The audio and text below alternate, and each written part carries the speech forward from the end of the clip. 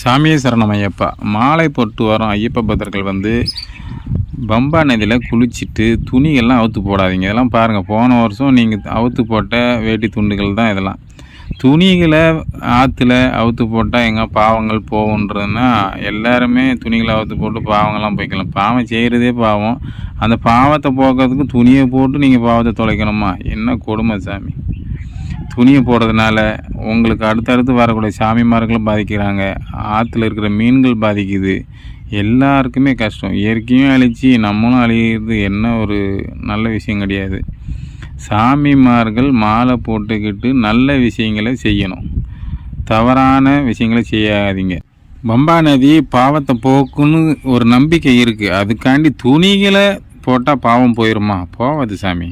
உங்கள் மனசை சுத்தம் பண்ணுங்கள், உங்கள் உடம்பை சுத்தம் பண்ணுங்கள். இனிமேல் பாவம் செய்ய மாட்டோன்னு நினச்சி பம்பா நதியில் குளித்து ஐயப்பனை தரிசிட்டு வாங்க. கண்டிப்பாக ஐயப்பன் உங்களுக்கு நல்ல அருளை கொடுத்து உங்களை சந்தோஷமாக வச்சுருப்பார் குடும்பத்தோடு. தயவு செஞ்சு துணிகளெல்லாம் அவுத்து போடாதீங்க.